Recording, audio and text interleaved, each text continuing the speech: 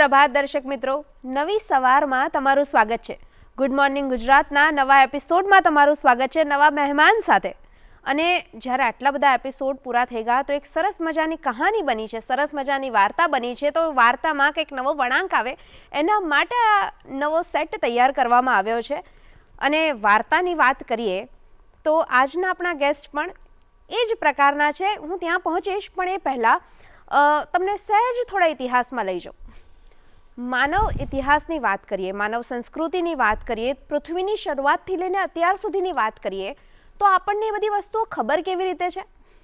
વાર્તાઓના કારણે. જે લોકો લખીને ગયા, જે લોકો મૂકીને ગયા, જે સાંભળાવીને ગયા, એ બધું જ આપણા સુધી પહોંચ્યું છે વાર્તાઓના કારણે, જેના કારણે આપણને આપણે શું હતા અને શું છીએ એની ખબર પડે છે. વાર્તાઓનો વિશેષ મહત્ત્વ છે અને વાર્તાઓના કારણે જ આપણે માનવ સમાજને એક સમાજ બનાવી શકીએ છીએ. અને જ્યારે વાર્તાઓની વાત આવે ત્યારે બાળ વાર્તાઓ, પંચતંત્રની વાર્તાઓ હોય કે અત્યારના કાર્ટૂન હોય કે એનિમે હોય, બાળકો વાર્તાઓ જોઈને સાંભળીને ઘણું બધું શીખતા હોય છે. તમે પણ નાના હતા ત્યારે દાદીમાની સાથે સૂતા પહેલાં વાર્તા સાંભળતા હતા કે નહીં? એવી જ રીતે મૂછાળીમાં ગીજુભાઈ બધેકાની વાત કરીએ તો એમણે પણ ઘણી બધી વાર્તાઓ આપી છે, વાર્તાઓનું સાહિત્ય આપ્યું છે, બાળ સાહિત્ય આપ્યું છે. એમના પછી પણ ગુજરાતી સાહિત્યમાં બાળ સાહિત્ય ઉપર ઘણું બધું કામ થયું છે. એમાંથી જ એક એવા વ્યક્તિ કે જેમણે બાળ સાહિત્યમાં રાષ્ટ્રીય પુરસ્કાર મેળવ્યો છે અને અત્યારે પણ એટલું જ સરસ કામ કરી રહ્યા છે, એવા જ ગેસ્ટ કિરીટ ગોસ્વામી આપણી સાથે આજે સ્ટુડિયોમાં છે. ગુડ મોર્નિંગ સર, સ્વાગત છે તમારું. નમસ્કાર, ગુડ મોર્નિંગ. કેમ છો? બસ મજામાં છું સર. આમ બાળ સાહિત્યની ને બાળ વાર્તાઓની આજે આપણે વાત કરવાની છે તો મારી અંદરનું બાળક છે ને થોડુંક જાગી ગયું છે જી. તો મને છે ને ભલે આમ વાર્તાઓ રાત્રે સંભળાતી હોય પણ મને આજે સવારમાં એક વાર્તા સાંભળવાનું મન થયું છે. તો હું તમને એક વાર્તા સંભળાવી દઉં અને આપણા દર્શક મિત્રોને પણ બહુ ગમશે. તો બાળ મિત્રો, આપ સૌ એક વાર્તા સાંભળવા તૈયાર છો ને? આપણે એક ઉંદરની વાર્તા સાંભળીએ. એક હતો ઉંદર. ઉંદરને એક દિવસ બહુ ભૂખ લાગી, એટલે એ તો આમ જાય તેમ જાય, પણ એને ક્યાંયથી ખાવાનું મળે નહીં. દિવસ ચડતો જાય અને ઉંદરની ભૂખ છે એ બહુ વધતી જાય, પણ ખોરાક ક્યાંયથી મળે નહીં. બપોર થયો, સાંજ થઈ ને રાત પડી. હવે તો ઉંદરના પેટમાં પણ ઉંદર દોડવા લાગ્યા, એવી એને ભૂખ લાગી. એટલે રાત પડીને એટલે ઉંદરે વિચાર્યું કે રાત્રે છે ને બધા સૂઈ ગયા હશે, એટલે નક્કી મને કંઈક ખાવાનું છે, રાત્રે ચોક્કસ મળી જશે. એટલે ઉંદરભાઈ તો રાત્રે એક ઘરમાં છાનામાના પ્રવેશ્યા. ઘરમાં રસોડામાં જઈ અને લાંબા લાંબા શ્વાસે કંઈક ખાવાનું મળી જાય એના માટે આમ શ્વાસથી સુગંધ લેવા માંડ્યા કે કંઈક ખાવાનાની ગંધ આવે તો હું કંઈક ખાઉં. અને એમાં અચાનક ઉંદરભાઈને તો મીઠી મીઠી ગંધ આવી. આ મીઠી ગંધ શાની છે? ઉંદરભાઈ વિચાર્યું, અરે આ તો લાડુની સુગંધ. અને ઉંદરભાઈ તો મહિના ડાન્સ કરવા, આજે તો લાડુ ખાવા મળશે. ભલે આખો દિવસ ભોજન મળ્યું નથી પણ અત્યારે તો લાડુ ખાવા મળશે. એટલે ઉંદરભાઈ તો ખૂબ રાજી થઈને ડાન્સ કરતાં કરતાં ગાવા માંડ્યા, મીઠા મીઠા લાડુ ખાઉં, જા જા જા જા લાડુ ખાઉં, મીઠા મીઠા લાડુ ખાઉં, જા જા જા જા લાડુ ખાઉં, એકલો એકલો લાડુ ખાઉં, ચોરી કરી લાડુ ખાઉં, જા જા જા જા લાડુ ખાઉં. એમ નાચતો નાચતો ઉંદર છે એ સુગંધ આવતી હતી ને એ દિશામાં ગયો. ત્યાં તો લાડુ હતો. લાડુને ખાવા માટે એણે જોરથી એક તરાપ મારી. જેવી તરાપ મારી ત્યાં તો એક જોરથી અવાજ આવ્યો, ખટાક. અને ઉંદરભાઈ ચમકી ગયા અને પાછી આંખો ખોલીને તો ઉંદરભાઈ હતા પાંજરામાં. પૂંછડી રહી ગઈ બહાર અને ઉંદરભાઈ તો ઓય માં મારી પૂંછડી. અને લાડુભાઈ તો એની સામે જોઈને ઉંદરભાઈ તમે બરાબર ના ફસાયા છો. તો ઉંદરભાઈ કે, અરે લાડુભાઈ, તમે તો ખાવાની ચીજ છો, હું તમને ખાવા આવ્યો, એમાં શું ખોટું કર્યું કે તમે મને પાંજરામાં પૂરી દીધો? લાડુભાઈ કહે છે કે તમે ખોટું જ કર્યું છે એટલે તમને પાંજરામાં જ પૂરવા જોઈએ. ઉંદરભાઈ કે, એમાં શું ખોટું કર્યું મેં? ભૂખ લાગે તો ભોજન કરવું જોઈએ અને લાડુ ખાવા એ તો સૌનો હક છે, મારો હક છે લાડુ, હું તમને ખાઈ શકું છું. ના ના ના, લાડુભાઈ કહે છે કે તું મને ખાઈ શકે નહીં. કેમ? ઉંદરભાઈ પૂછે, કેમ ના ખાઈ શકું? થોડી વાર પહેલાં તું શું બોલતો હતો? મજા આવી એટલે હું બોલતો હતો. મારે લાડુ ખાવાતા એટલા માટે હું આનંદથી ગાતો હતો. પણ તું જે ગાતો હતો ને એમાં એમ બોલતો હતો, ચોરી કરી લાડુ ખાઉં. ચોરી કરાય? ના ના ના ના, ચોરી તો ના કરાય. ઉંદર કહે છે, એકલા એકલા ખવાય? ના ના ના, એકલા એકલા તો ખવાય નહીં. છાનું માનું ખવાય? ના ના ના ના ના, છાનું માનું ખવાય નહીં. જો આ તારી બધી જ ભૂલ છે, આવું કરાય? ઓહો હો લાડુભાઈ, બહુ ભૂખ લાગી હતી મને આજે. ઉંદર કહે છે કે મને બહુ ભૂખ લાગી હતી ને એટલે હું ભૂલી ગયો. આઈ એમ સોરી લાડુભાઈ, સોરી. પણ મને બહુ ભૂખ લાગી છે, હવે હું તમને ખાઉં? પણ લાડુભાઈ કહે છે કે તું એકલો ખાઈશ મને? ઓહો, તો આઈડિયા. ઉંદરભાઈ એક જોરથી સીટી વગાડી. ત્યાં તો દરમાંથી ઉંદરના બધા જ ફ્રેન્ડ્સ, ઉંદરના કાકા, મામા, ક્લાસમેટ, એના બધા દોસ્તો બધા આવી ગયા રસોડામાં અને બધાએ સાથે મળીને પાંજરું છે ખોલી નાખ્યું. લાડુભાઈ દળ દળ દળ કરતા બહાર આવી ગયા, ઉંદરભાઈ પણ બહાર આવી ગયા. બધા ઉંદરોએ રસોડામાં લાડુની સરસ મજાની પાર્ટી કરી અને પાર્ટી કરતાં કરતાં બધા ગીતો ગાવા લાગ્યા કે જા જા જા જા લાડુ ખાઉં, મીઠા મીઠા લાડુ ખાઉં, એકલા એકલા ખવાય નહીં, સૌને વેચી લાડુ ખાઉં, ચોરી કરી ખવાય નહીં, સૌને વેચી લાડુ ખાઉં. તો આ રીતે ઉંદરભાઈએ લાડુ ખાઈ અને સૌએની સાથે ને પાર્ટી કરી. કેટલી સુંદર વાત કે વાર્તા સાંભળતા સાંભળતા એક સરસ શીખ પણ મળે કે એકલા ન ખવાય, ચોરી કરીને ન ખવાય ને બધાને સાથે લઈને જમવાનું. ખૂબ સરસ સંદેશો આપતી વાર્તા છે. અને બાળ વાર્તાની આ જ મજા છે કે નહીં કે દરેક વાર્તાની અંતમાં એક સંદેશો હોય, એક બોધપાઠ હોય અને એવી રીતે બાળ માનસમાં જાય કે એને ફરીથી વાર શીખવું જ ન પડે. અને બાળ વાર્તાઓની આ મજા છે. આપણે પંચતંત્રની વાત કરીએ, હું નાની હતી ને ત્યારે પેલું મેગેઝિન આવતું હતું ચંપક, તો ચંપકમાં ચીકુની વાર્તા મને બહુ ગમતી. અને મોટા ભાગની વાર્તાઓ છે ને એમાં પ્રાણીઓ સાથના વાર્તાલાપ ઘણી બધી વખત હોય છે. એનું કોઈ ખાસ કારણ છે? પ્રાણીઓની વાર્તા બાળકો માટે એટલા માટે છે કે બાળકોને પ્રાણીઓ છે, આમ તો જ્યારે બાલ્યાવસ્થા જોઈએ આપણે ત્યારે બધા જ પ્રાણીઓ, પેલા બાળક છે, બધા જ બાળક છે ને એ બધા પ્રાણીના એક સરખા હોય છે. તમે એક બિલાડીનું બચ્ચું જુઓ, કૂતરાનું ગલુડિયું જોશો કે એક માનવનું બાળક જોશો, બધા એકદમ નિર્દોષ છે, બધા એકદમ સરળ અને નિખાલસ છે. તો બાળકોને સૌથી પહેલું આકર્ષણ આમ તો માનું હોય છે, પણ માં પછી કદાચ જ્યારે મેં એક ચાઇલ્ડ સાયકોલોજીનો અભ્યાસ કર્યો બાળ સાહિત્યમાં આવીને, ત્યારે એવું લાગે છે કે બાળકોને એના જેવા જ બધા પશુ પંખીઓના બાળકો છે એ બહુ ગમતા હોય છે. અને એ જો ઇન એક્ટ એને એ વસ્તુ બતાવીએ તો આપણે આદિમકાળથી આ બધી વસ્તુઓ, પંચતંત્રની તમે વાત કરી કે કથા સરિત સાગરની વાત કરી, તો પ્રાણીઓના પાત્રો એટલા માટે છે બાળકો માટે કે એ બાળકો છે ને એના દ્વારા બહુ ઝડપથી સમજી શકે છે અને એના દ્વારા ગ્રહણ કરી શકે છે. એટલા માટે પ્રાણીઓના પાત્રો વાર્તામાં લેવાની આપણી એક પરંપરા ચાલી આવે છે, જેથી બાળકો વધારે સારી રીતે સમજી શકે, કનેક્ટ કરી શકે છે. ખૂબ સરસ વાત છે. તો આપણે બાળ સાહિત્યની વાત કરીએ અને તમે એવું કીધું કે આ ફિલ્ડમાં આવ્યા અને તમે ચાઇલ્ડ સાયકોલોજી કર્યું, તો આ ફિલ્ડમાં તમે કેવી રીતે આવ્યા સર? મેં લખવાની શરૂઆત લગભગ મારા ફર્સ્ટ યર BA કે 12મું ધોરણ હતો એ સમયમાં કરી.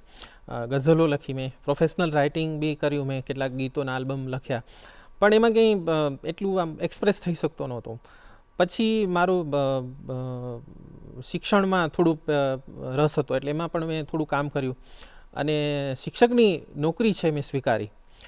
તો ઇન ધ બિટવીન મને કવિ રમેશ પારેખ મળ્યા એક વખત અને એમણે મારી ગીત છે, કવિતા છે એ વાંચી અને મને એવું કહ્યું કે આ જે બધા તારા ગીતો છે ને એ બાળકને તરત કનેક્ટ કરી શકે એવા છે, એટલા માટે તું બાળ સાહિત્યમાં આગળ વધ. આ એક મારા માટે એક ધક્કો હતો અથવા તો એક પ્રેરણા જેને કહી શકાય. બીજું બાળ સાહિત્ય લખવાનું બીજું કારણ મારો વ્યવસાય શિક્ષકનો છે. એટલે આમ તો હું હાયર સેકન્ડરી હાઈસ્કૂલના મોટા બાળકોને ભણાવું છું, પણ નાના બાળકોની સાથે રહેવું અને એમની સાથે આનંદ કરવો, એમની સાથે એમને વાર્તાઓ કેવી, એમને ગીતો સંભળાવવા, આવું લગભગ બહુ વર્ષોથી મને ગમતું હતું. મારા પ્રિય સાહિત્યકારો છે એમાં પણ બાળ સાહિત્યકારો ઘણા બધા છે, એટલા માટે આ એક પણ કારણ હોઈ શકે. અને સૌથી વધુ તો બાળ સાહિત્ય લખતા હોઈએ તો બાળક બનવું પડે અને બાળકની જેમ જીવવું, એકદમ સહજ જીવવું, એ મને બહુ ગમે છે. આજે નેશનલ એવોર્ડ મળ્યા પછી પણ બાળકની જેમ જીવવું અને બાળકોની સાથે રહેવું એ ગમે છે. એટલા માટે હું સતત લખતો રહું છું અને બાળકોની સાથે રહીને લખતો રહું છું. હું છે ને મારો આના પછીનો પ્રશ્ન એ જ આવવાનો હતો કે બાળકો માટે લખવાનું જે સાહિત્ય છે એ આમ એવું લાગે કે બાળ સાહિત્ય છે પણ અઘરું છે, તો બાળ સાહિત્ય લખવા માટે બાળક કેટલા બનવું પડે છે, હું એ જ પૂછવાની હતી. 101% બનવું જ પડે, કારણ કે તમે બાળક ન બની શકો તો બાળ સાહિત્ય લખી ન શકો. જેમ પેલું મેઘાણીએ કહ્યું હતું કે ઓફિસમાં બેસી અને તમે શ્રમિક જીવન છે એને હાઇલાઇટ ના કરી શકો, એમ બાળકોની સાથે તમે જો કનેક્ટ ન થાવ, બાળક ના થાવ તો બાળ સાહિત્ય, હું તો આ બાળ સાહિત્યને એથી પણ અઘરું કહીશ. બાળ સાહિત્ય ડાબા હાથનો ખેલ નથી એવું વારંવાર કહેવાય છે. તો મેં જ્યારે આ 20 વર્ષથી આ ક્ષેત્રમાં કામ કરું છું તો બાળકની જેમ જીવવું પડે, બાળકને સમજવા પડે અને દરેક સમયના બાળક છે એની સાથે કનેક્ટ થવું પડે. ધારો કે 20 વર્ષ પહેલાં જ્યારે મેં સ્ટાર્ટઅપ કર્યું ત્યારે જે બાળકો હતા એ કંઈક અલગ હતા. પછી 15 વર્ષ તમે પાછળ જાઓ, 5 વર્ષ પાછળ જાઓ કે આજે જાઓ, તો સતત બાળકો છે બદલાય છે, એનું માનસ બદલાય છે, એના રમકડા બદલાય છે, એના સપનાઓ બદલાય છે. જેમ સમય આગળ જાય છે એમ બાળ સાહિત્ય છે અપડેટ થતું રહે છે. એટલે બાળ સાહિત્ય લખવા માટે બાળ સાહિત્યકારે સતત એક તો એકદમ એલર્ટ રહેવું પડે, જાગૃત રહેવું પડે અને બિલકુલ નિખાલસ. તમે જે ઉંમરના, ધારો કે હું અત્યારે 50 વર્ષનો છું તો મારે 5 વર્ષના જ થવું પડે છે અને બાળકોની સાથે રહી અને કામ છે એ પાર પાડવું પડે છે. તમે કોઈ પણ જનરેશન ના હો પણ જે જનરેશન ચાલતી હોય એ જનરેશન બનીને તમારે રહેવું કામ કરવું પડે. એટલે અત્યારે જેન આલ્ફાનો જમાનો છે, એટલે અત્યારે જેન આલ્ફા છે નાની, તો અત્યારે તમારે જેન આલ્ફાની જેમ વિચારવું પડે, કેમ કે એવી પેઢી છે કે જે સ્ક્રીન વગર મોટી જ નથી થઈ, સ્ક્રીનની સાથે જન્મી છે. એઆઈ એમની લાઈફનો ભાગ છે. અને જ્યારે અમે નાના હતા ત્યારે કશું જ નહોતું. ત્યારે વેકેશનમાં મામાના ઘરે જવાનું, કેરીઓ ખાવાની અને તડકામાં રખડ્યા કરવાનું. અત્યારનો જમાનો એ નથી.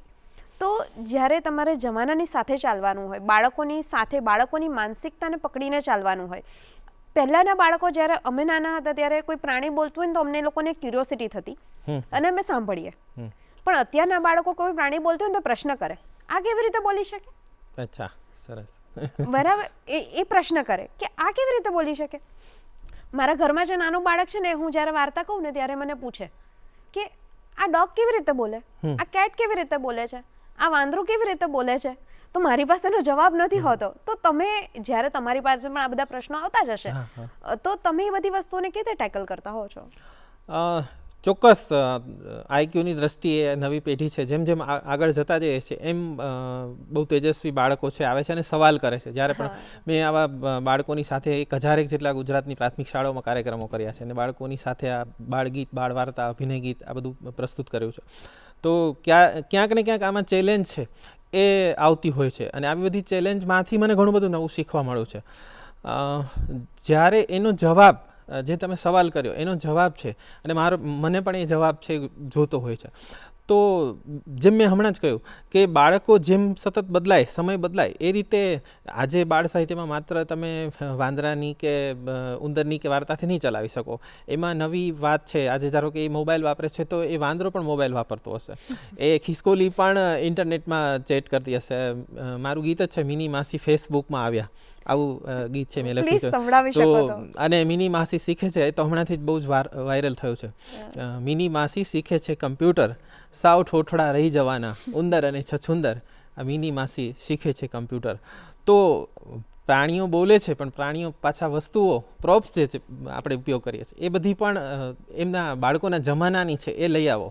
ભલે તમે બેઝ તરીકે, પાયા તરીકે પ્રાણીઓના જ પાત્રોને લઈ આવો, પણ આ ચેલેન્જનો જવાબ છે મેં આ રીતે શોધ્યો કે એમના જમાનાની જે બધી વસ્તુઓ છે એ આજે રીંછ છે એને તમે વાંદરાને કાયમ માટે એક જ સરખો ના બતાવી શકો કે એ ચતુર છે, અથવા તો પેલા એક કાબર છે એને ઠોઠ બતાવો કે એનું સૂર સારો નથી એમ બતાવો. મેં કાબરને પણ સરસ ટહુકા કરતી બતાવી છે. એટલે ચેન્જ છે, એવરીથિંગ ઇઝ ચેન્જ. પરિવર્તન એ સંસારનો નિયમ છે. તો મેં બાળકોની સાથે આ પરિવર્તનને પણ કંઈક નવી રીતે ગૂંથવાનો પ્રયાસ કર્યો અને એમાં હું સફળ થયો, એનું મને ખૂબ આનંદ છે. કેટલી સરસ વાત છે કે જે જનરેશન ચાલે છે પ્રાણીઓ પણ એ જનરેશનના છે, એ ધ્યાનમાં રાખવું જોઈએ. અને જ્યારે આપણે ફોનમાં સ્ક્રીન પર વાત કરીએ છીએ તો એ ખિસકોલી પણ વાત કરશે, જે વાંદરું પણ ચેટ કરશે જ. ખૂબ સરસ વાત છે અને સરસ સોલ્યુશન પણ છે કે બાળકોને કનેક્ટ કરવા માટે. અને જ્યારે વાર્તાઓની વાત કરીએ તો ગાંધીજી એવું કહેતા કે કેળવણી બહુ જ ઇમ્પોર્ટન્ટ વસ્તુ છે જી. અને શિક્ષણ કરતાં પણ કેળવણી ઉપર વધારે ભાર મૂકતા હતા. તો વાર્તાઓને કેળવણી સાથે કેટલો સંબંધ છે, ખાસ કરીને બાળ વાર્તાઓને? બાળ વાર્તા આમ એવું કહેવાય છે કે બાળકોને કેળવવા માટે માત્ર શિક્ષકે જો વાર્તા કરતા જાણતો હોય તો એનું 99%, હું તો 100% કહીશ, 99% કામ છે પાર પડી જાય છે. એટલે શિક્ષકોએ વાર્તા કરવી એ એનો ધર્મ છે.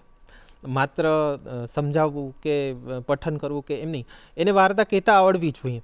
એટલે વાર્તાઓ કેળવણીમાં શિક્ષણ અને કેળવણીને તમે જે રીતે કહેવા માગો છો હું સમજુ છું એ કેળવવું, બાળકને કેળવવું હોય તો જેમ મેં હમણાં એક વાર્તા કહી, અને આ બોધ છે એ અલગથી એમાં એડ કરેલો નથી. વાર્તાની અંદર એના એક ઇનપુટ આપણે જેને ઇનપુટ કહીએ એ ઇનપુટ છે, એની એડ કરેલી વસ્તુ નથી. તો આવી જે વાર્તા છે એ બાળકને બહુ સરસ રીતે કેળવે છે. એને તમારે પૂછવું પણ પડતું નથી, એને ખબર પડી જ જાય છે કે ચોરી ના કરાય, એકલા ના ખવાય. એટલે લાઉડલી જે તમે કોઈ બોધ આપો છો એ બોધ કરતા વાર્તા છે એ એવી વસ્તુ છે કે તમને એક પાનામાં કે 25 લીટીમાં એ સરસ રીતે બાળકને સમજાવી શકે છે. સવાલ એ આવતો હોય છે કે મેથેમેટિક્સ ને સાયન્સને એ બધા વિષયોમાં વાર્તા કેવી રીતે કહેવી, આ શિક્ષકો મને બહુ બધા પ્રશ્નો પૂછતા હોય છે. તો એની પણ વાર્તાઓ બની છે, એના પણ કાવ્યો પણ બને છે. અને બાળકને બેઝ પાયો તો શું છે કે તમે કેળવો, સારી આદતો પડે, સારા સંસ્કાર આવે તો પછી બાકીના બધા વિષયો છે ને એને માહિતી છે, એ તમે જે વિષયો છે એ તો માહિતી છે, એ માહિતી તમે આપી શકો છો, પણ એની પાસે પાયામાં સંસ્કાર હોવા જોઈએ. અને સંસ્કાર એ કેળવાય કઈ રીતે છે એના પર છે, અને એ કેળવવાનું માધ્યમ છે એ બાળ વાર્તા છે, એ હું ચોક્કસપણે માનું છું 101%. ખૂબ સરસ તમે વાત કરી રહ્યા છો ને. બાળ વાર્તાઓ એવો વિષય છે કે જેની ઉપર આપણે ઘણી બધી ચર્ચાઓ કરી શકીએ છીએ, અને ચર્ચા આપણે ચોક્કસથી કરીશું. પણ અત્યારે કાર્યક્રમમાં સમય થયો છે એક નાનકડા વિરામનો. તો દર્શક મિત્રો ક્યાંય જતા નહીં, મળીએ છીએ વિરામને પહેલે પાર. ગુડ મોર્નિંગ ગુજરાત શોમાં ફરી એકવાર આપનું સ્વાગત છે. વિરામ બાદ વાત ચાલી રહી છે કિરીટ ગોસ્વામી સાથે, કે જેમની સાથે આપણે બાળ વાર્તાઓ અને બાળ સાહિત્ય વિશે વાત કરી રહ્યા છીએ. તો ચાલો વાત કન્ટિન્યુ કરીએ. સર, ફરી એકવાર તમારું સ્વાગત છે શોમાં. જી, નમસ્કાર. સર, આપણે બાળ વાર્તાઓની ઘણી બધી વાત કરી, તો હવે થોડી મને એવું થાય છે કે ભાષા ઉપર વાત કરીએ. કે અત્યારે જ્યારે અંગ્રેજી માધ્યમનું શિક્ષણ વધી રહ્યું છે અને પેરેન્ટ્સ પણ એવું વિચારતા હોય છે કે જો બાળકને સારું ભવિષ્ય આપવું હોય તો અંગ્રેજી માધ્યમમાં ભણે તો વધારે સારું. પણ સાથે સાથે બીજો એક દ્વૈત એમનો એવો હોય છે સાથે સાથે કે જો બાળકને આપણી પોતાની ભાષા ન આવડે તો એ બીજી ભાષા કેવી રીતે પકડશે, અને જો બાળક પોતાની ભાષામાં જ નહીં વિચારી શકે તો બીજી ભાષામાં કેવી રીતે વિચારશે? એક મોટો મુદ્દો એ પણ છે. અને અત્યારે જોવા જઈએ, અત્યારે ઘણા બધા સ્ટડીઝ પણ એવું કહે છે કે જ્યારે બાળકની પોતાની ભાષામાં ન ભણ્યું હોય અને બીજી ભાષામાં ભણ્યું હોય ત્યારે એને પોતાની ભાષા નથી આવડતી અથવા તો ઓછી આવડે છે, એના કારણે એ બીજી ભાષા પણ સારી રીતે પકડી શકતું નથી અને એને ઘણા બધા ઇશ્યુઝ થતા હોય છે. તો સર, ભાષાનું કેટલું મહત્ત્વ છે અને ખાસ કરીને બાળ સાહિત્યમાં ગુજરાતી ભાષાને લઈને આપનું શું મંતવ્ય છે? બહુ સળગતો પ્રશ્ન છે. આમ તો સમાજનો આ પ્રશ્ન છે, બાળ સાહિત્યનો પ્રશ્ન છે, કેળવણીનો પ્રશ્ન છે.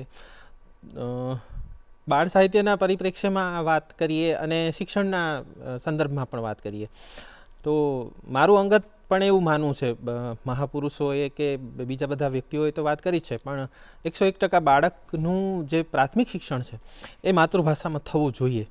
અંગ્રેજી ભાષાનું આપણને મોહ છે, બાળક પાછળ રહી જશે એવી માવતરોને બીક છે, અથવા તો XYZ જે કંઈ છે, તો પ્રાથમિક શિક્ષણ એનો જે પાયો છે એ 100% એનો પોતાની માતૃભાષામાં થવો જોઈએ. માતૃભાષાએ જો બરોબર શીખ્યો હશે તો આખી સંસ્કૃતિ છે એને સમજી શકશે. કાકા સાહેબે કહ્યું છે કે ભાષા જાય તો સંસ્કૃતિ જાય.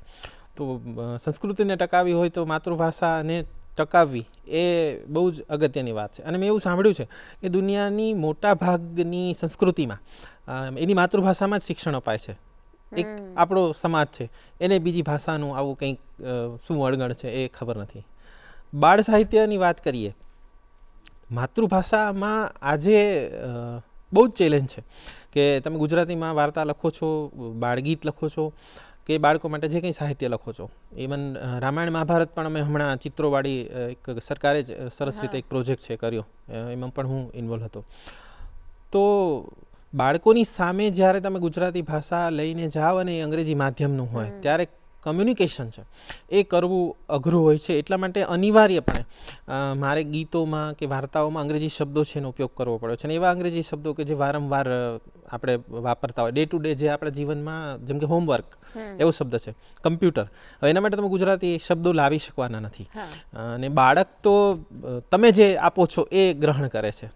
એમાં બાળક નિર્દોષ છે, ઓલરેડી નિર્દોષ છે, અને આ રીતે પણ એ નિર્દોષ છે. તો બાળકોને જ્યારે સાહિત્યકાર તરીકે મારી એક વાત એ છે કે અંગ્રેજી શબ્દોનો ઉપયોગ છે એ નિષિદ્ધ નથી અહીંયા, કે તમે એને ન વાપરો, કારણ કે એવું નહીં કરો તો તમે બાળકો સુધી પહોંચી નહીં શકો. એટલે અનિવાર્યપણે એ શબ્દોનો પ્રયોગ છે કરવો પડ્યો. પણ એવા શબ્દો ન વાપરો કે જેના કારણે બાળકને એનો પર્યાય છે મળી જાય.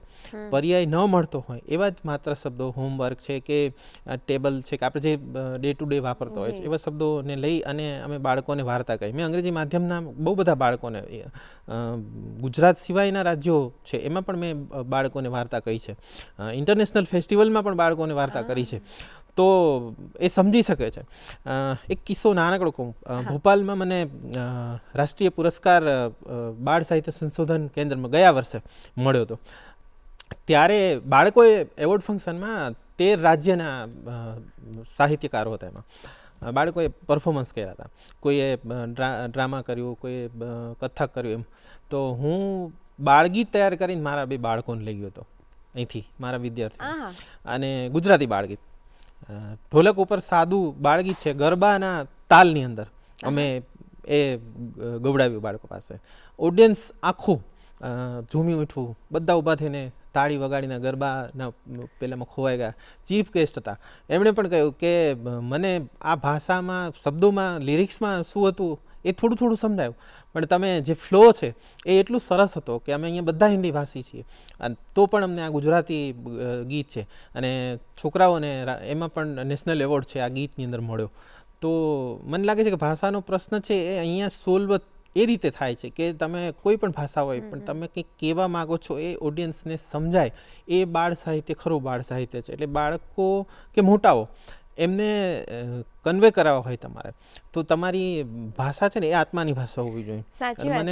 મને એ વસ્તુ બહુ બધા બાળકોની વચ્ચે આજે સંસર્ગ થયો, બાળકોની સાથે કાર્યક્રમો થાય, એમાંથી વસ્તુ સમજાય. અને મેં માતૃભાષા છે એમાં જ મારી વાર્તા કે મારું ગીત છે ગાયું, અને એમાં સફળતા ચોક્કસ મળી. સર, એ ગીત કયું હતું? જેમ નેશનલ પેલામાં હતું એ હાથીનું ગીત છે. 2 લાઈન હું તમને સંભળાવું છું. સૂંઢમાં ઝૂલવા દ્યો ને હાથી ભાઈ, સૂંઢમાં ઝૂલવા દ્યો ને, જંગલની વાર્તા કયો ને હાથી ભાઈ, જંગલની વાર્તા કયો ને. દફતર નાનું છે ને ચોપડ 1000 છે, મારી માથે જાણે દુનિયાનો ભાર છે. દફતર ઉપાડી લ્યો ને હાથી ભાઈ, દફતર ઉપાડી લ્યો ને. તો આ એક ગીત છે. પછી એના બહુ બધા વર્ઝન છે. મારી સાથે જે બાળકોની એક ટીમ છે, હું તમને આ રીતે પણ એક આડી વાત છે કહી દઉં કે હું જ્યારે આ બધા કાર્યક્રમો કરતા હોય છે ત્યારે મારી પાસે એક 8-10 બાળકોની ટીમ છે. એમાંથી 2 બાળકો પરમેનન્ટ મારી સાથે આવતા હોય છે. તો આ ગાયક છે, સંગીતકાર છે, આ બધા બાળકો છે. એ આને અલગ અલગ વર્ઝનમાં આ ગીતો છે ગાય છે, અને અત્યારની પેઢીને ગમે ને એ રીતે આખા એને એમાં ઢાળી અને ગાય છે. એટલે બાળકોને બાળ સાહિત્યથી વંચિત ના રહે અને એને પોતાને ગમે એ રીતેના લગભગ મેક્સિમમ પ્રયાસ છે એ મેં કરેલા છે. ક્યાં વાત હે. તો આ ગીત સાંભળીને છે ને મને મારે નાનપણ એક મેમરી યાદ આવી. હું નાની હતી ને ત્યારે પેલી કેસેટ્સ આવતી હતી, એ સાઈડ અને બી સાઈડ વાગે એવી. તો પાંડુરંગ દાદાની ના ગીતો હતા ગુજરાતીમાં કન્વર્ટ થયેલા. તો એમાં એક અર્જુનનું ગીત હતું અને એમાં બીજું ગીત હતું જે હજી સુધી મને બહુ જ ગમે છે. આ વાત કદી ના ભૂલાય. સવારે ઉઠીને લેસન કરાય, ઘરમાં બાને મદદ કરાય, સાંજે પછી રમવા જવાય, આ વાત કદી ના ભૂલાય, આ વાત કદી ના ભૂલાય. તો આ ગીત છે ને મને હજી પણ કદાચ સાંભળું ને તો મને આખું યાદ રહેશે. હું દરરોજ સાંભળતી હતી. તો આ બધા ગીતોનો કમાલ એ છે કે તમે સાંભળો ને પછી તમારા મગજમાં ઉતરી જાય અને પછી જ્યારે તમે હોમવર્ક કરવા બેસો ને એટલે મને એમ દેખાય ઓકે જે સાંજ છે ને તો ત્યાં રમવા જવાનો ટાઈમ છે, હોમવર્ક હું પછી કરીશ. તો એ એટલું બધું કેળવણી આપે. અને એમાં બીજી એક અંતરો એવો હતો કે આપણાથી મોટાને માન અપાય, આપણાથી નાનાને લાડ કરાય અને આપણા જેવા સરખાની દોસ્તી કરાય. તો કેટલી સરસ વાત. આમાં કોઈ જ લેક્ચર નથી કે ઓકે મોટાને માન આપવાનું છે, નાનાને વાલ કરવાનું છે અને સરખાની દોસ્તી કરવાની છે. કેટલું ફંડામેન્ટલ ક્લિયર થઈ જાય. તો બાળ ગીતોએ મારા ઉપર આ અસર કરી છે કે મારા ફંડામેન્ટલ ક્લિયર કરીને આપ્યા છે. ફંડામેન્ટલ્સ એની સાથે સાથે જીવન નામક પ્રશ્નો કેવું કે આમાં તો આવું જ હોય. તો એટલી ક્લેરિટી આપણને, એટલી સ્પષ્ટતા આપણને આપતા હોય છે. અને મને બાળગીતો એટલા માટે બહુ વહાલા પણ લાગે છે. એ બાળ મંદિરના જોડકણા હોય કે 12મા ધોરણની વાર્તા હોય, એ બધી જ એટલી સરસ રીતે ગોઠવાઈ છે મગજની અંદર કે અત્યારે પણ જીવનમાં કામ લાગે છે. એનું જ્યારે મૂળ શોધીએ ને ત્યારે ખબર પડે કે એ વાર્તા મૂળ છે. એટલું સરસ રીતે કામ કરે છે. અને તમે તો 11 ગદ્ય અને 16 પદ્ય પુસ્તકો છે. અને જોડકણાની વાત કરીએ તો હાથીભાઈ તો જાડા લાગે મોટા પાડાથી માંડીને અત્યારે તમે હાથીભાઈનું જે જોડકણું સંભળાવ્યું, ગીત સંભળાવ્યું, ત્યાં સુધી કેટલું અસરકારક છે. અને બિલાડી હોય, હાથી હોય, ઉંદર હોય કે વાંદરા હોય, આ 4 કેરેક્ટર એકદમ એવરગ્રીન છે. તો તમારું ફેવરિટ કેરેક્ટર કયું છે જ્યારે તમે લખતા હો ત્યારે? આમ મેં સૌથી વધારે 2 કેરેક્ટર એવા છે જેને, એક જે મને લગભગ મને યાદ નથી કે ક્યારથી એ મારી સાથે છે. એક બિલાડી છે જે મને મારું બાળપણની જ્યારથી મેમરી છે મારે ત્યારથી બિલાડી આજ સુધી મારી સાથે છે, મારા ઘરમાં છે કાયમ માટે. તો બિલાડી વિશે મેં બહુ બધું લખ્યા છે. મારા પુસ્તકોના નામ પણ બિલાડીને લખતા છે. પછી બીજું છે હાથી, જે તમે કહ્યું એમ. તો હાથીના કેરેક્ટર છે, હાથીને લઈને વાર્તાઓ બહુ બધી કરી છે, ગીતો પણ કર્યા છે. ગીતને હમણાં તમે હાથીભાઈ જાડા કહ્યા ને, તો અમે એક નવું ગીત એના પરથી મેં એક આખું નવું ગીત અત્યારના બાળકોને બનાવ્યું કે ભાઈ જાડા હાથીભાઈ છે, એને તમે કોઈને જાડા કહીશું તો એ ગમશે નહીં. આપણે એટલે તમે એનું અપમાન કરો છો એટલે ન ગમે. અને બાળકોને કોઈ અપમાન કરે એ ગમે નહીં. હાથીભાઈ એના ફેવરિટ છે. એટલે મેં હાથીભાઈની એક વાર્તા પણ કરી છે ને, ગીત છે હાથીભાઈ તો હેન્ડસમ કરે સૂંઢથી વેલકમ. હાથીભાઈ તો હેન્ડસમ કરે સૂંઢથી વેલકમ. આ ગીત છે આખું નવા સમયના બાળકો માટે કર્યું છે. સર જો તમને યાદ હોય તો અમને સંભળાવી શકો તો. હાથીભાઈ તો હેન્ડસમ કરે સૂંઢથી વેલકમ, ફાવે નહીં મોજા કે બૂટ, હાથીભાઈને કાળો સૂટ, ચાલે તો ધમ ધમ, હાથીભાઈ તો હેન્ડસમ. અને એ જ વાત છે જે હાથીભાઈ તો જાડા લાગે મોટા પાડાની, પણ એ અત્યારના પર્સપેક્ટિવમાં, અત્યારના પરિપ્રેક્ષ્યમાં તમે બહુ સુંદર રીતે મૂકી છે. તો સર બાળ સાહિત્યની, બાળ વાર્તાઓની વાત કરીએ અને જ્યારે તમે લખો પણ છો, તમે સ્કૂલમાં જઈને વાર્તા પણ કરો છો, તો તમે જ્યાંથી શરૂઆત કરીને અત્યાર સુધી જે બદલાયું છે, તમે વાત કરી કે અત્યારની જનરેશન પ્રમાણે તમારે પણ બનવું પડે. તો અત્યારના બાળકો સાથે જ્યારે તમે વાત કરો તો એ બાળકોના પ્રશ્નો કેવા હોય છે? બાળકોને એક તો એના મેં આપણે જે વાત કરી કે એના સમય પ્રમાણે ચાલી એટલે એને 2 વાર્તા કરવાની છે, 2-3 ગીતો સંભળાવવાના છે, 2-3 ગીતો ગવડાવવાના છે, પછી ડાન્સ કરવાનો છે. આપણે એવું કહેતા અભિનય ગીત કરવાનો છે. તો અભિનય ગીત કરશું તો શું કરશું એમ નહીં. હવે એને ખબર પડી ગઈ છે કે ડાન્સ કરીએ ને તો બહુ મજા આવે. એટલે અમે હાથીભાઈનો એક ડાન્સ પણ રાખ્યો છે. એમાં ગીતોની અંદર એક હાથીભાઈનો ડાન્સ આવે કે 2-3 બીજા એવા અભિનય સાથેના ગીતો છે ને, પણ બાળકોને ડાન્સની ભાષા જ સમજાય છે. એટલે એ રીતે આખું બાળકલક્ષી 40-45 મિનિટનો જે કાર્યક્રમ છે એ રાખીએ છીએ. સવાલ ઘણી વખત બાળકોનું કુતૂહલ છે એ મને એક વખત એક બાળક એવો પ્રશ્ન પૂછેલો લગભગ આટલા બધા કાર્યક્રમમાં કે કાર્યક્રમ પૂરો થાય ને એટલે એન્કરે એવું કહ્યું કે આજે તો આપણે હાથીનું ગીત ગાયું, આ ગીત ગાયું, વાંદરાની વાર્તા સાંભળી. એમ તો એક બાળકે આમ આમ ઊભો થઈને સવાલ પૂછે કે સિંહનું ગીત તો આવ્યું જ નહીં. એટલે મને થયું કે પછી મેં મારી સાથે જે છોકરાઓ હોય છે ને મારે તો એને મેં કહ્યું કે આપણે હજી આપણે કાચા છીએ, આપણે સિંહનું તો કોઈ ગીત લખ્યું નથી, એટલે બાળકોમાંથી આપણને ઘણું બધું નવું શીખવા મળે. અને દરેક કાર્યક્રમ છે એ અમારા માટે તો એક ચેલેન્જ જ હોય છે કે બાળક છે શું કંઈક નવું છે એ આપણને આપશે. મારી રાઇટિંગની પ્રોસેસ પણ એવી જ છે કે અમે જે બાળકોની મેં વાત કરી એ ટીમ છે ને હું ગીત લખીને એમને સંભળાવું, વાર્તા લખીને એમને સંભળાવું, પછી બધા સજેસ્ટ કરે કે અહીંયા આ બરોબર નથી, અહીંયા આ બરોબર નથી. એટલે અમુક ગીતો છે એના તો મેં લગભગ 15 વર્ઝન કર્યા છે કે વરી સુધારવું પડે.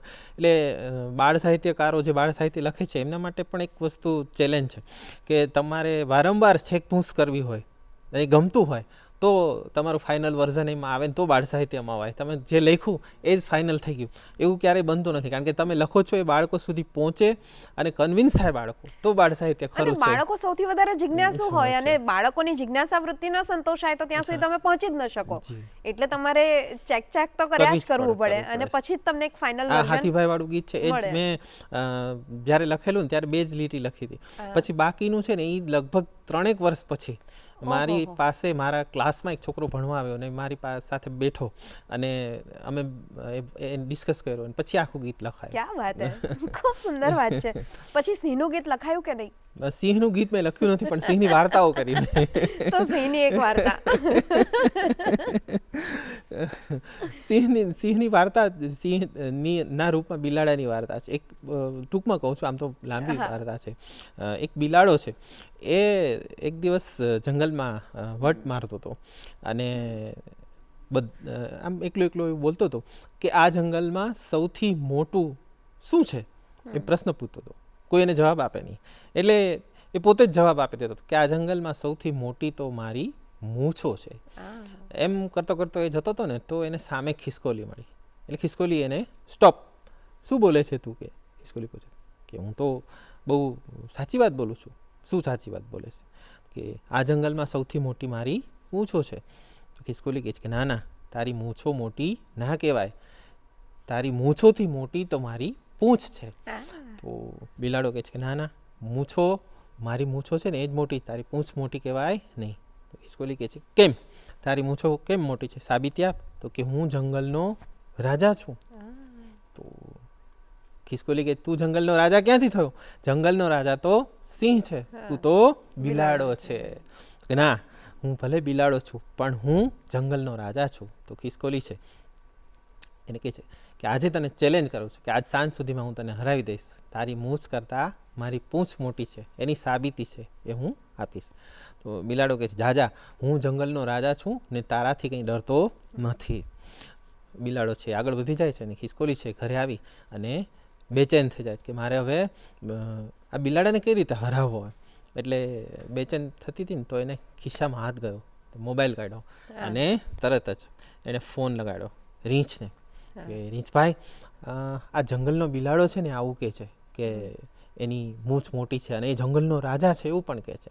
તો રીંછભાઈ તો ખીજાઈ જાય છે, ખરા થઈ જાય છે કે મને મધ મળે ને ત્યારે જ ફોન કરો, એના સિવાય મારો ફોન છે એ ક્યારેય મને ફોન કરવો નહીં.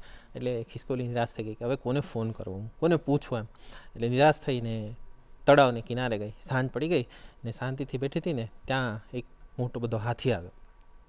હાથીએ પૂછ્યું ખિસકોલી બેન કેમ નિરાશ છો? તો ખિસકોલી કહે છે કે જુઓ ને હાથી દાદા, કે આ જંગલમાં પેલો બિલાડો છે ને એવું કહે છે કે એની મૂછો સૌથી મોટી છે, હું એને એવું કહું છું કે મારી પૂંછ મોટી છે. તો તમે તો દાદા છો, તમને ખબર જ હોય ને કે એની મૂછ કરતાં મારી પૂંછ મોટી છે ને. તો દાદા કહે છે કે કે બિલાડો એમ કહે છે કે એની મૂછ મોટી છે? તો ખિસકોલી કહે છે કે એ તો એમ પણ કહે છે કે એ જંગલનો રાજા છે.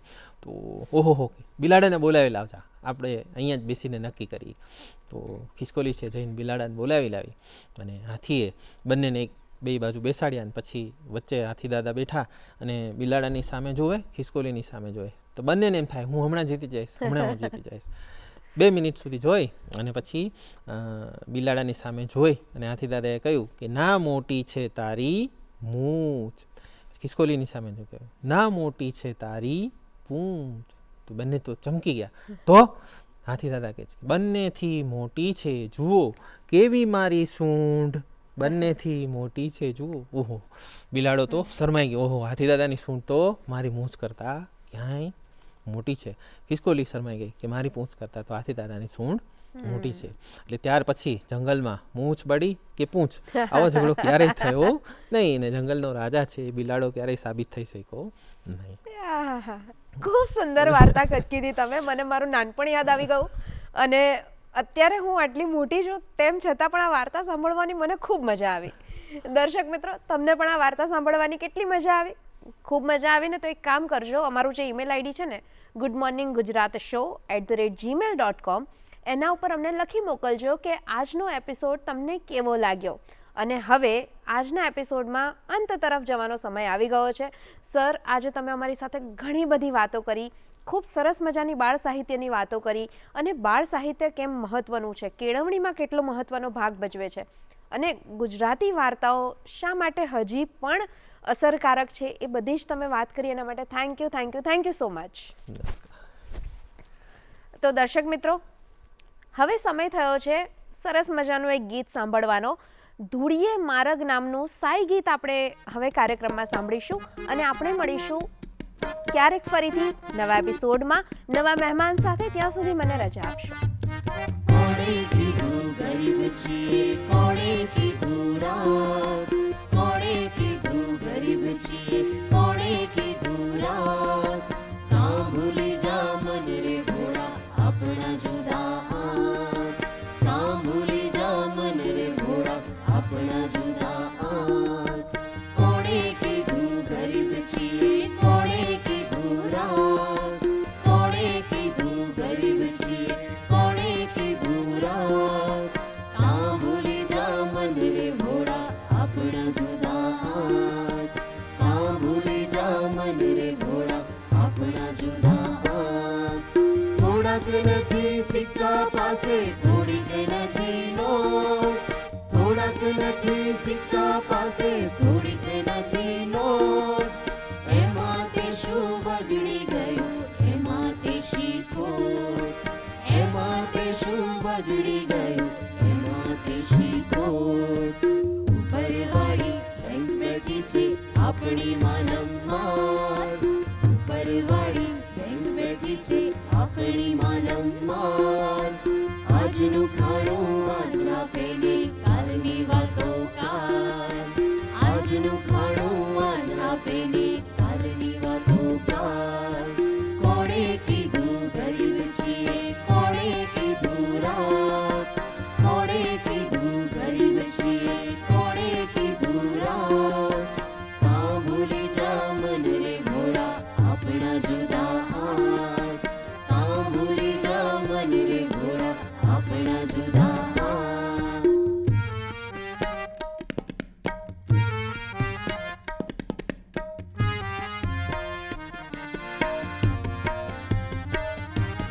ધૂળે માર્ગ કંઈક મળે જો આપણા જેવો સાથ, ધૂળે માર્ગ કંઈક મળે જો આપણા જેવો સાથ.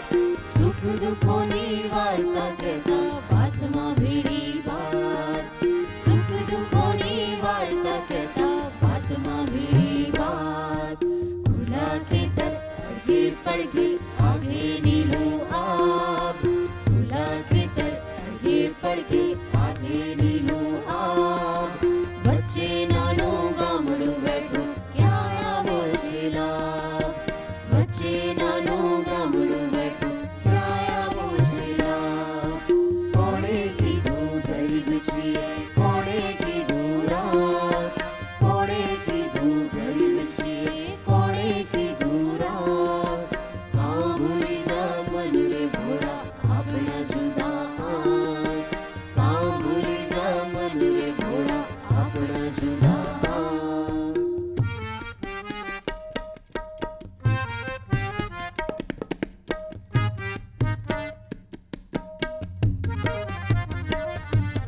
સોનાની તો સાંકળી ગલી, તું ગણત